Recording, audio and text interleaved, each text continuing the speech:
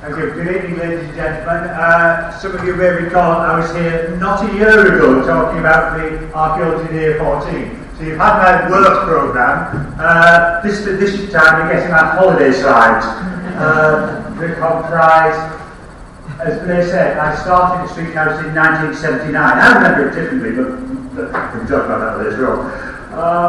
But as I say, I was there from the Neolithic site that Blair's excavated, and I'll be mentioning that in passage. It's got a residence with all the work I've been doing. I started working myself at Street House in 2004, looking at an Iron Age settlement as part of some research I was doing for my PhD. Got the PhD, found the Anglo-Saxon site, and there's a lot of other stuff in between as well, as we'll see here. So where is Street House? Well, it's on the Yorkshire coast, you can probably tell by my accent. So Scotland's just up there on the coast. Staines is directly there by that chap's chin, and a good piece of it further down the coast. It's on that segment of the Yorkshire coast, approximately 12 miles from Whitby, which has more significance in the Anglo-Saxon times in association with Staines Hill. But this is number one, is the site that Blair's excavated in 1979, I've been discussing that site. My main focus is from 13 to 16 and 2013. There's a third element of work that Blair's undertook. Small palisaded monument I'll be showing just down there. And then there's this core of sites that were excavated by William Hornsby in 1918 to 1920. Whole sequence of the Bulby Barrow Group on the top of this ridge of the Yorkshire coast. There's another site down there that I'm not going to come on to today. Taking note of this slide, because if you fall asleep in the next couple of minutes, you'll see it again in an hour and you'll think, good grief, have I missed anything? This is the start and finish of the lecture, effectively. So Blair's site is up there. If you hope you can hear me, I'm projecting now. Probably got off camera, but never mind. So this is Blair's site in the long hair, just there that we excavated. The interesting thing about that site, and it's similar, it happens a lot at Street House, is you've got the reuse of monuments and the reuse of sites. Reuse of finds at these sites over a long period of time. So, for example, the Neolithic site had a Bronze Age burial mound on top of it, which in turn had Anglo-Saxon cremation inside. So, dug up there with Blair's in 1979. But my focus at that time, aerial survey started to show this rectangular enclosure here, which was of interest to me when I started to do my research in Iron Age settlement. But we'll come to that in about 20 to 6 probably. But in essence, there's a Neolithic site there. Neolithic site I'm going to show you shortly on this lower slope down here, which is indivisible with it. And the Neolithic site settlement I'm looking at just down there. So the significance of this is that there's a Neolithic long cairn dated to 3600 BC. Latest radiocarbon dates were taken a long time ago, so the range varies from about 3003 around 3300. A more recent sequence by Seal and Griffiths looking at more samples considers the start of the burial there to be around about 3600 BC. I've got radiocarbon dates from this site, which is in the same century, and from here, which is slightly earlier. So we're looking at really early Neolithic settlement, and defined by these two structures here, and a monument that's potentially contemporary just there. So this is how there's the interpretation. We have the whole of this, which is the mortuary structure, a facade area at this side of the front, and an area for laying out the remains at the rear. The next site I want to look at, which I'm showing the geophysics now, is where I focused in this area at the bottom of the slope here. So this is the second site I looked at in 2010-11, and this is on this lower slope, and I've got another site at this same level. So we're starting to think about settlement moving around off this terrace onto the lower areas, and settlement moving along this whole area. But this is a small circular monument, which is a segmented ditch, lots of stakeholes in the middle, very few finds from it, flints that date that late Mesolithic, Neolithic and Bronze Age. There's only about 70 flints. No pottery from it, but I've got one radiocarbon date from this segment just besides Ted's right arm there. That's dated within the 3600 BC, is where it's centred on. What I'm looking at are a series of post-in settings coming in around here, which were clear in that area. This was later adapted, but I'm seeing it as a segmented circular house, I'm arguing, the postals here at the entrance, and there, there's one across there as well. And this massive stables in the centre. It's a small circular structure. There's at least one parallel to this for that same time. There's no burial evidence. There's no bone whatsoever from Street House. So acidic that bones don't survive. Even in the 109 graves we had the Anglo-Saxon. So bone is not a surviving part of the evidence from this kind. So the main site that I'm focusing on at the moment is this ovoid structure, which was found by geophysics, and we did started some work here in 2016, and it's a deep structure. This is the first image just to give you an idea of the setting and location. There's got a site further across the road and down there, which is later. But what we're looking at is an ovoid, egg-shaped monument with a deep upside lane here. The red flags are marking where there's a ring of post holes at this end. We're looking at this over several years. So this is a drone image of a substantial deep monument. Small in size, it's only 8 metres by 5. But we now got 3 photographs of it. This one, you can see the outside lane again. These dark burnt horizons with sampling, it comes round in an arc round here. There's floor surfaces, a fantastic survival of artefacts. All of the artefacts are obviously not disturbed by cloud. You're about 1.5 meters down at the level that we're looking at here. So undisturbed, you're getting fantastic survival. This other image is from the other side.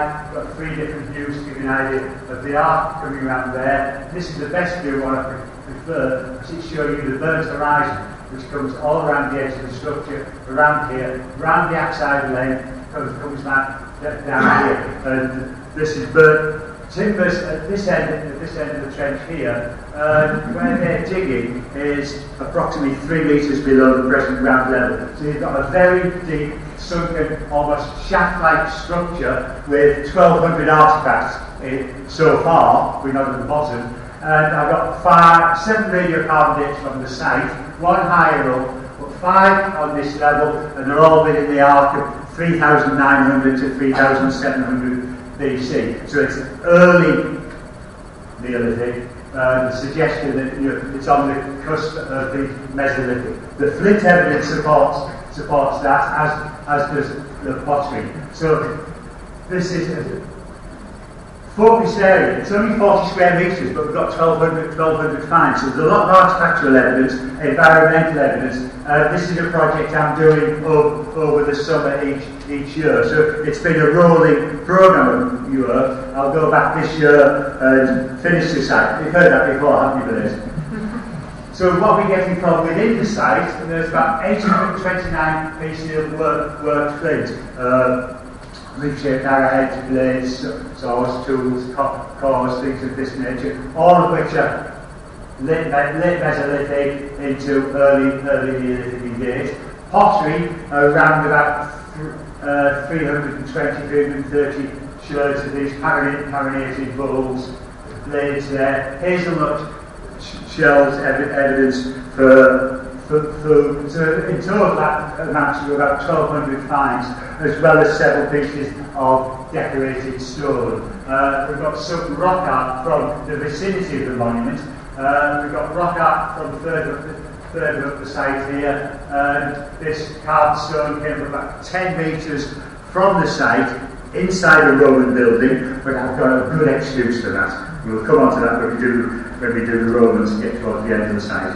But this is clearly figurative rock art. You get that in monuments on the Yorkshire coast. There was about 12 pieces of rock art from blazes, palisaded site, and a smaller number of fragments of rock art from the Neolithic long cairn. But we've got a couple of pieces of burnishing stones and I think small decorated pendants as well from very securely sealed contexts within the outside end of this structure.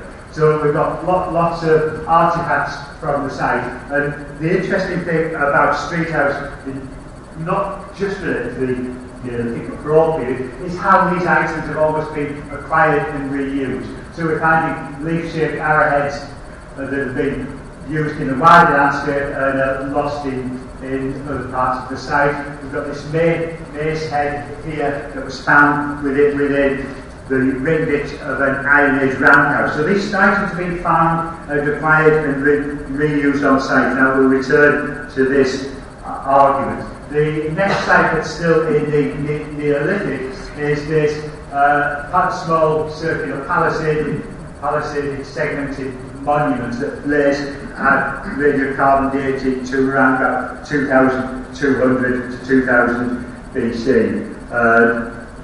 This is how he saw the reconstruction of the settings with deep set timbers in here, small narrow entrances, four quadrants, and a slightly later feature in the middle. Well, this sort of ritual monument dates to around about 2200, and other people have compared it to Seahenge in terms of its size and how it may have been seen and used. So that's sort of an idea of the setting of the focus within 500 metres centred on one of my Neolithic sites. You've got a lot of early Neolithic activity, both burial, ritual and settlement activity going on in this small concentrated area. And to the wider setting, we've got two houses here. There's only four other sites in Yorkshire that have Neolithic houses.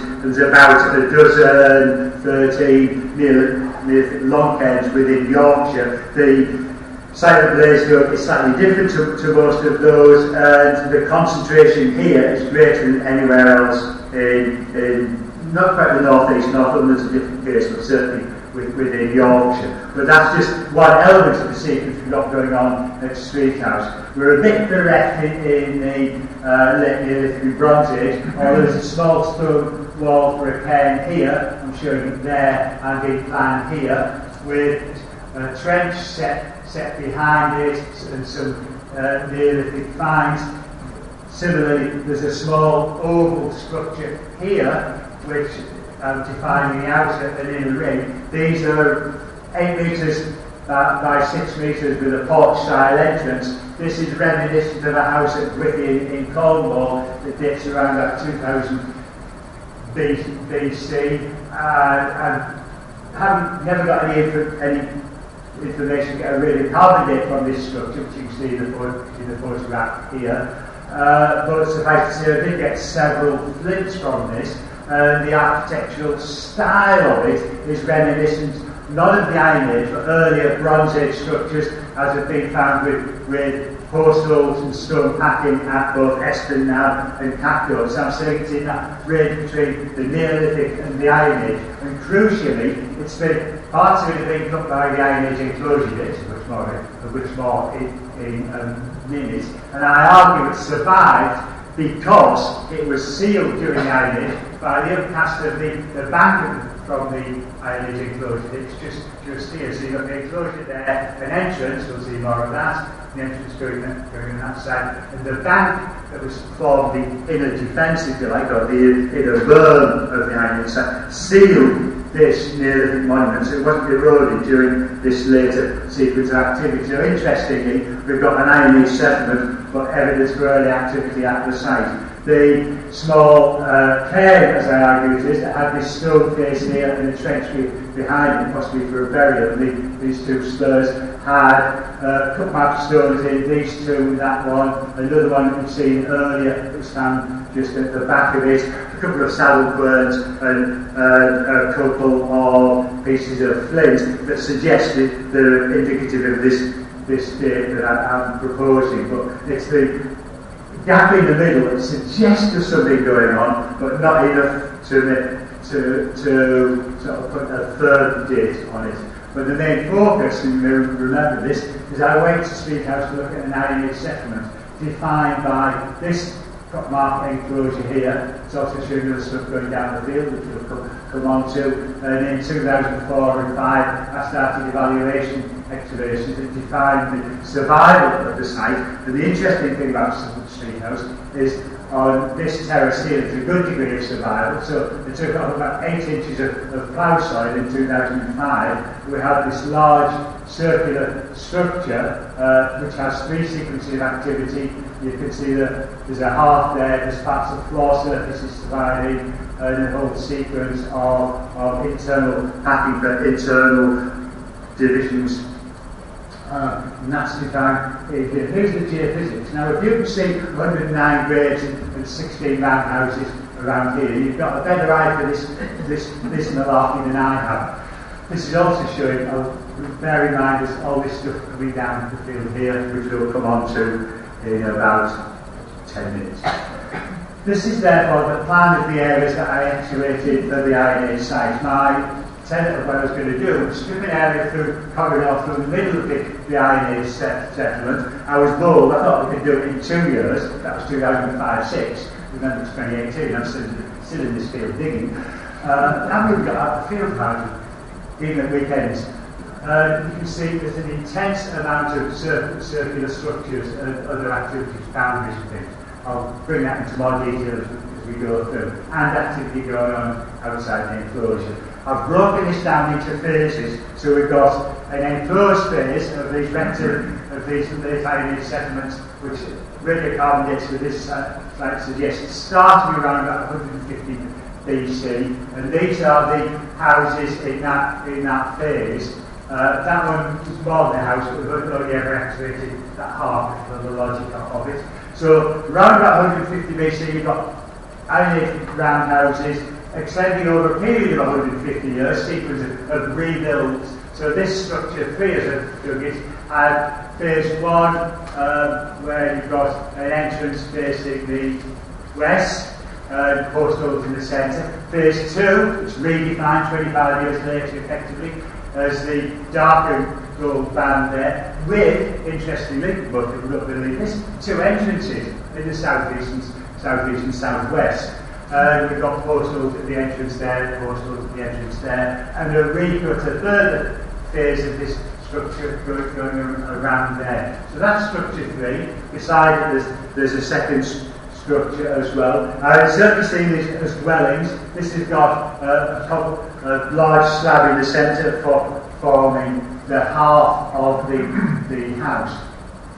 So this is a view of the site, and this is the first shot. Remember, I'm going to dig an Iron Age site. There's all these dark Saxon graves running through the middle of it. We'll save that for next year. But this is just suffice to say, this is the area we looked at in the first year. So you've got the ring of structure 3, outer and inner, the arc of structure 2 with an entrance there, coming around here out of shot and coming down there. Structure 1, which is later, and structure 4 coming in and out around here. There's post holes in the centre, so we've got structural evidence and things of that nature. So, but this is an enclosed phase of settlement with the enclosure entrances here.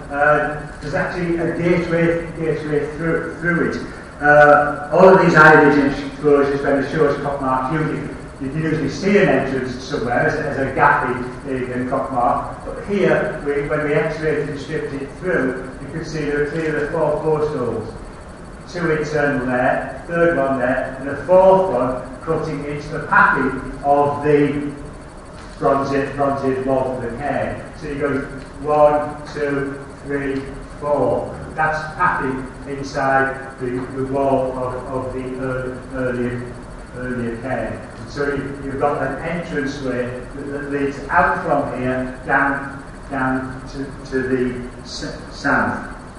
So what's going on inside this enclosure, and I'm comparing it to other Iron Age settlements in the area. The type of structure we got here, many of them are drip trench gully here are street house, but these are the ones through the Tees Valley. 12 in Hilton Thorpe, 18 Thorpe Hills. And we're coming back to some of these sites, because these are the sites that run into the later Iron Age, and this is important how the economy of these sites have developed. What happens at Street House, as happens at some sites, is that they develop over a period of time from farmsteads with 1 or 2 houses that are rebuilt with annexes and things into a more developed economy, as I would say. They've got more than 1 string to their bow. When they develop to this level, the structural form appears to change. At Thorpe Hills and elsewhere, they become open settlements. They no longer need to be enclosed, and the houses are generally smaller. So we've got building range of structure 10, structure 11, structure 12, structure 13, going down there. This one, crucially, cuts through the Iron Age enclosure ditch. Then you see, there's the sequence. But the radiocarbon dates support, this one's got radiocarbon dates for all of this sequence around about 50 BC to about 150 AD. So they're all coming in that period of 1 AD to 150. I'm seeing an economic change at this point as well, and I'm seeing, looking at that through the artefacts. So for my PhD, all sites had subsistence, which is pottery or animal bones, evidence for hearths and cooking and things of that nature. But then looked more focused into the finds from these 26 sites in the Tees Valley. So the sites that have evidence for display items or crafts or metalworking or textiles or other. So there's the focus there around Packcourt. We've got the DOMTC there at Street House as you expect. We've got a similar level of focus around Thorpe Fuels with textile, metalworking, crafts and display artefacts. That says to me there's more going on at these sites, but it's crucially all of these sites are later in the Iron Age, almost running into the Roman period, certainly at Street House. So there's a more developed economic model, I argue, going on at some of these sites, which is another reason I got my career at Street House. So the sorts of things we're finding, evidence for crafts, spindle walls, you could also be finding, sorry, these are textiles, you could also be finding loom rates or weaving combs of that nature. We've got jet working at Street House, of which more later, buttons and things like that, miniature quernstone, and bizarrely, the roasting of these, collection and roasting of these ironstone nodules. To find one is a coincidence. Oh yes, it's cannonball, the son of the Romans when they turned up. To find 20 in secure context, in ring ditches, in pits with other features, suggests there's something going on. To find them at the bottom of the cliff, and what they are is the ironstone nodules. And I argue 2 things are going on here. They're trying to develop an iron technology by roasting them, and they're using the iron as possibly as an ochre type of dye. That's a longer argument than we've got tonight. But to look at where the finds are coming from within the structures, you've got 2 sequences here. There's the lighter colour of items, which are the phase 1 items. You've got some display, 1 type of find in that structure, 2 types of find in structure 3, and similar smaller number in structure 2. in the sites, the smaller structures that are later in phase, you've got more evidence for activity going on in these houses out here. And also in a whole sequence of display craft items that are deposited in pits around the site, where you're getting one pit up here, just up there, had display items, had a quernstone. I don't call these all transformers. And so the stuff you're getting in the pits, the transforming from quernstone will turn flat flour turn seed into flour. This similar pit had red ochre in it as a dye for the cloth. Salt for changing the taste of the food, and a piece of iron, which is obviously heated up, melted, transformed. It's gone from a stone into the shape of a spearhead, which we'll see in a minute. Display items like beads and things like this, or spearheads similar to the ones that have been found at Toffington and that have been first century. Other display items in pits, fragments of vandals that have been broken up and fragmented. These are all from street house, or this small like miniature quernstone. That's 5 centimetres across. It's a model of a quernstone. It's that big. It's not necessarily functional, but you've got the hopper there, or pretend hopper. So these are symbols, if you like, display items. It's found in the term of Roundhouse 1. The mace head that I showed earlier, clearly you would probably argue 1500 BC, but what's it doing in the back of structure 11? These items have been found, collected, curated. So what's going on at the street house? It's not just growing crops and breeding animals. I can't really argue the breeding animals, they haven't been born. But it's a bit of conjecture. Bear with me on that. So they're also making salt, and this is fundamentally different to what's going on in many other sites. We're finding salt working evidence at late Iron sites in the Tees Valley, and it's occurring at Street House from another salt urns that have been found here. This is salt urn number 1. Within the feature, you've got part of the vessel, and define it's here. See the plan there. That's a bit of it. There's another type where the roasting, dripping brine liquor onto an open half, and it's crystallising there. We're getting the crocks, these shaped vessels that are inside the half salted basis for it, all of which suggesting there's a through draft of air for the manufacture of salt. And this is question 1. I'll answer it now. Why is it happening at Street House, 170 metres above the sea? That's the first question for later on. So our evidence for it. This is where structure 1 was. It's within a little defined enclosure with a half salted there, a pit for brine there, a little pit there for the liquor. It has these ditches running around it. It's here, which is a defining area at the back of structure 6. Where does this stand elsewhere? Well, let's have a look at how it's in Lincolnshire, where you've got a similar structure and a similar type of arrangement, down to the same technology of using the handmade props that stand about that big. We've got a second salted, similar sort of size and shape, but there's a lot more going on. Briquetage material, lots of it here. Now, where's it found on site?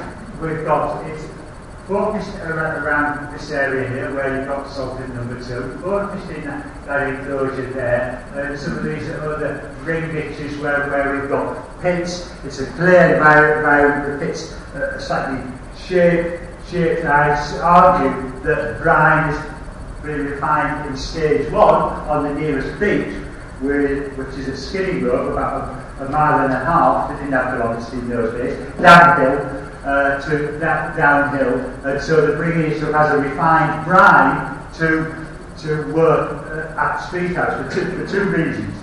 I'm a functionalist. First of all, you get the half temperature. You're working all the time, 24/7. So you keep the half going. You're constantly putting more brine onto the fire and making salt. By which time you've got a valuable commodity. You're not really on the beach on the beach Skiding Row, you're going to keep them within your community until you start to distribute it. And that's where street house gets more interesting. We'll come on to that. But that gives it the economic focus to bring in some of these luxury items, like the bangles I'm showing you, like the spearhead, the different clothes from outside the area. So it's moved from a settlement to a functional economic concern. And some people argue that you've got almost a change in the formation of how the settlement's working, with people living in individual family-sized units rather than the nuclear family of 10, 12 people in these larger round houses. So the items have been found deposited in pits around this area. But you're not just finding the briquetage. In one of the pits as I said, we had further stones and other items. In another pits we had one of those stone balls, and another one had a bangle with the briquetage as well. So you've got this form of structured deposition going on. So there's a lot going on. So this is street house. Where's the distribution pattern? Where else are they making salt in Yorkshire?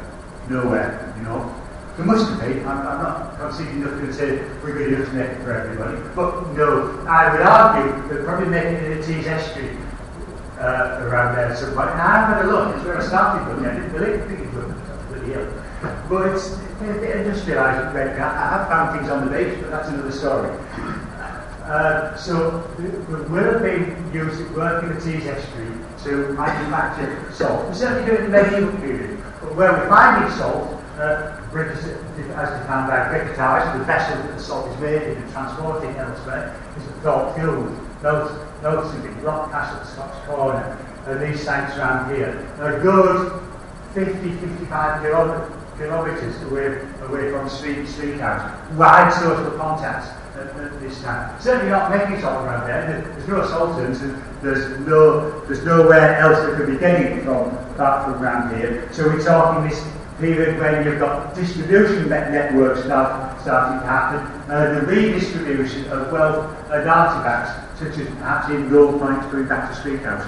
We might say that until next year. But also Iron Age coins, jewellery and things like that. So there's a lot going on at street house that's different to other settlements in the area, because many of them flourish, wither, then die, and things move on. Street house develops from the first century into the second. Remember, a long time ago, about 10 past 5, I was saying I did an evaluation to find this site in this corner, and also found the enclosure on the side there.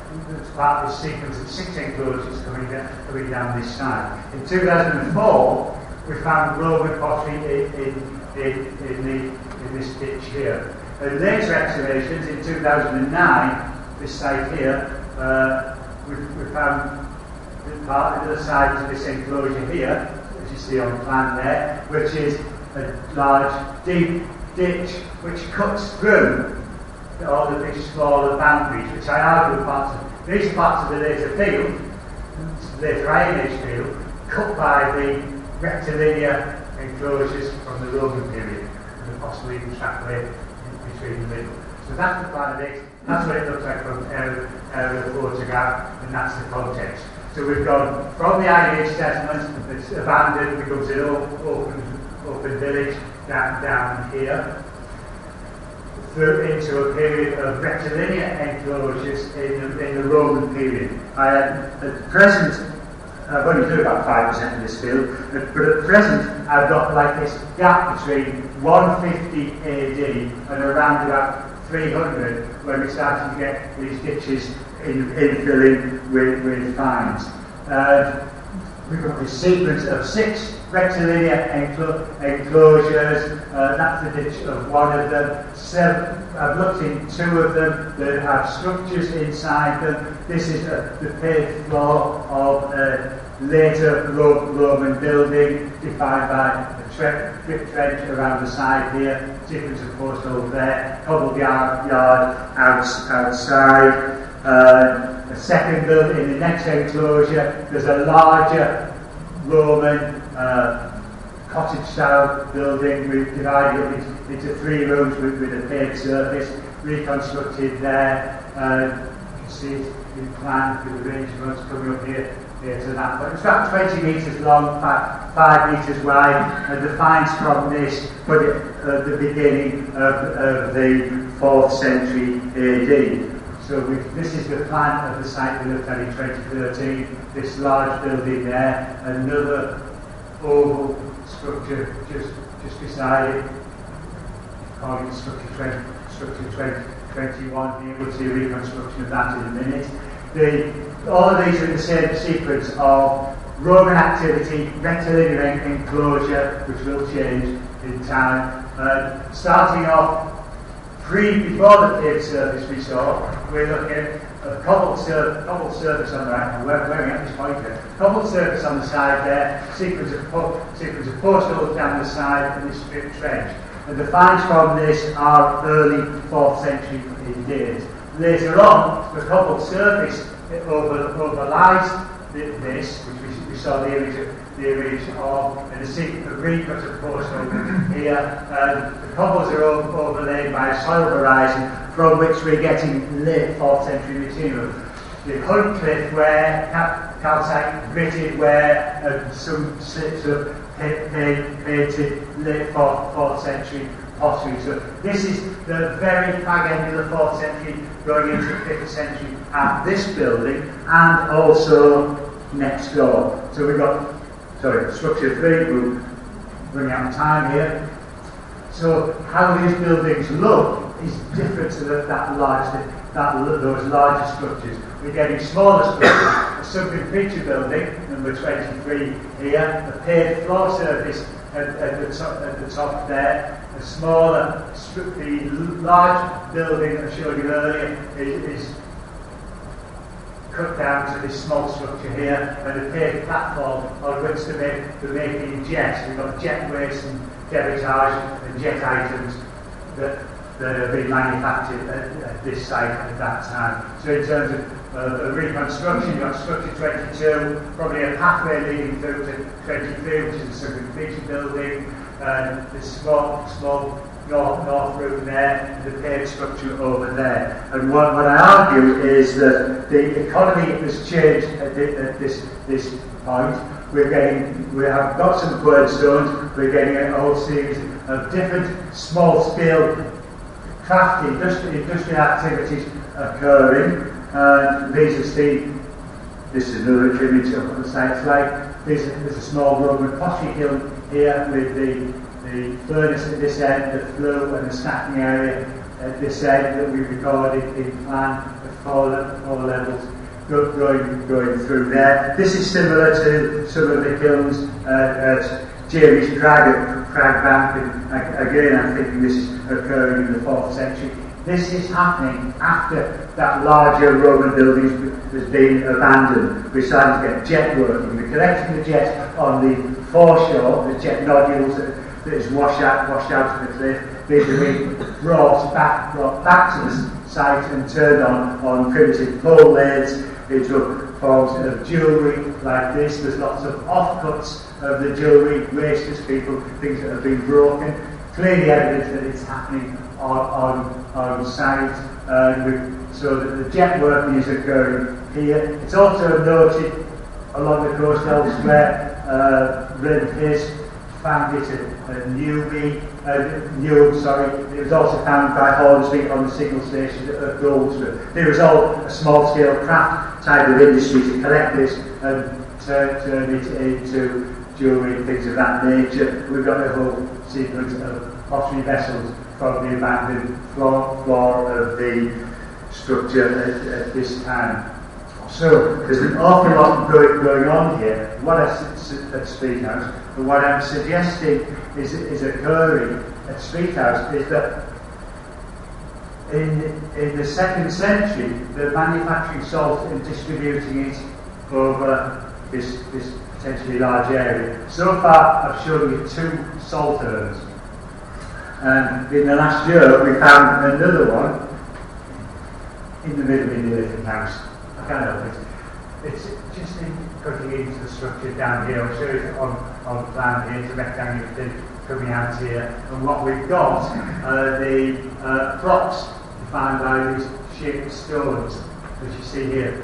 Shaped, put in place with rectangles, and they're all defined around here to form a platform through which hot air is being conveyed. And now I argue that salt is important. Most people have noted that it's an imperial product in that it's controlled by the military. And so what we're getting in Street House, more props from my Neolithic structure. Part of the flue ceramic, it's a clay form structure with props around it, just here. These are where the stone parts of the props are, and the flue going out there. This is a part of this cut into here with the flue going out at that point. This is a 3D photograph that we took that's showing effectively the depth and the steps we're going down to get into this Neolithic house, which is coming around here, coming down there. And the salt working is something that is picked up and taken on board by the Roman imperial military into the second century, and that's why activity continues at Street House. That's the tenet of why Street House is becoming significant, and the geophysics is suggested was what initially led me to this whole structure in 2014-15. As I dug the Roman site in 2013, we found the pottery kiln, and we found when we looked at the geophysics, there was a clear suggestion that there was another kiln just 10 metres to the east of it, which is why I came to look at this area here. And I foolishly said to some friends, come on, we'll do a hand excavation. We know it's only 20 centimetres deep plough soil slated to the horizons here. And we stalled, because at this point we're about 2 metres deep. I got to this point in the first year, got burnt deposit, got a radiocarbon date. And that radiocarbon date puts it at centres on 150 AD. It's roughly 50 to 225 AD. So this is I've got a late date, i.e. Roman date for the cutting of this feature, just in the 2nd century AD, which is contemporary stuff I've got at the other end of the field. So I've got the date, the structural shape, and the finds, kiln props, shaped stones, and the flue, suggesting to me that this industry is continuing down the field. What we saw here, because this signal, we've got the geophysics in other parts of the field. So I'm suggesting there's an industrial focus that has kept the activity ongoing at Street House.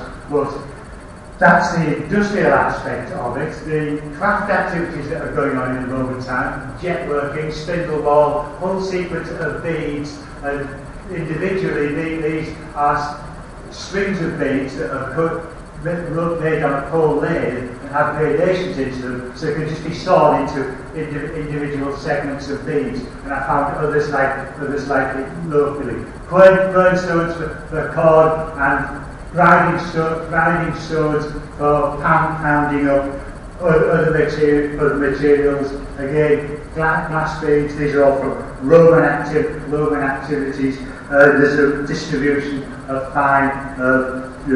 different finds in the two phases of the Roman site. I will tell you how to find out more about that, but I'm getting to the summation of what we've got. Everything happening in Street House. So you've got Neolithic burial mound, Neolithic settlement, you've got the radiocarbon dates for that. The Bronze Age house structure, the ritual sites of blazes, palisaded monuments, burial mounds in the environment, which I've never even got to yet. Iron Age settlement from around about 300 BC, open settlement, the Romano-British activity with salt working continuing initially within the rectilinear enclosures, But later on, at the end of the 4th century, you've got these small ephemeral structures that only survive in the hollows, 2 of them sitting in the infilled enclosure ditches with paved surfaces on them. And it's this level of survival that at this site that hasn't been deeply ploughed in this part of the field that is showing in the archaeology is why we're finding this late Roman stuff that in some cases people often miss. And then there's also that Anglo-Saxon cemetery saving for another day. But I'm arguing that the finds sequence as well, from the sub-Mesolithic flints from the field work we've done in the landscape and the structure we dig in the Lowlands, we're still about half a metre from the bottom of the structure, and we've already calculated down to 3,900 at its earliest parameter. We've got 5 secure dates for that, with 2 more pending. We've got rock art reused in later sequences. One of those large boulders that we found in the Roman house, I argue, gave up the Neolithic structure. Probably when they were digging this Sultan I've just been showing you. So that's my explanation for that. We've got reused Iron Age coins on this site. We've got reused Iron Age beads turned into jewellery. We've got Romano British glass bottles, because we've got a Romano British site, reused in the graves from the Anglo-Saxon period. So what I'm arguing is there's a lot of almost like quarrying for finds, reusing items, particularly in the Anglo-Saxon period, but also earlier as well. So there's an awful long recognition of sites. Some of those were visible as archaeological sites today, so we mustn't forget that those monuments would have been visible to people in Saxon and Roman times. I'll just show you that to say 3100 BC, not very old really when you're looking at where we were last summer, where the 3900 BC, clearly Teesside's oldest house, before the pyramids, before Stonington's last week. So that's giving us context. What we're looking at is down there, that's about 3.1 metres below ground level, somewhere at the top there. So it's a deep, deep structure. Why didn't we find it before? Nobody's stupid enough to dig this deep. But we're at this level, nothing disturbed by ploughing. We've got this arc of burning round here. Ram jam full packed with finds, as I say. 1,200 finds, most of them from within this, potentially calling it chamber at the moment. Many of the finds are stratigraphically point down. There's settings for postcode all the way through there. Underneath them, we find underneath the setting there's a stone, and there are objects, piece of pottery or piece of things riddled through that area. This is where Jenny and Lynn got the naughty corner, and they're digging the Romans. Pete's here, I can get away with that. So, this is where, if you wake up now, you've got a shock. Just to sum it all up then, you've got Neolithic up there, and also round the edge here. There's a burial mound there, over there, and lots of them behind us here. There's a late Neolithic Bronze Age site I showed you there, just at the entrance, disturbed by the enclosure. The Iron Age enclosure, with later activity going out here, these are the surface I showed you. We've done geophysics in this field, and it's suggesting the surface structures in there as well. This is where the Roman sites we've looked in there, and we're in there, and bogged down in there. So within this small area, there's a tremendous amount of activity. So how can you find out more about this? Well, the book's not out yet, so it's pending. It's sitting on Wendy's desk, ready to be sent to the printers, which is, I've given you a summation of what's the 60,000 words and the 100-odd images that are in that book. But that, ladies and gentlemen, is 3 times before the Saxons. Just wait till we get to the Saxons. Thank you.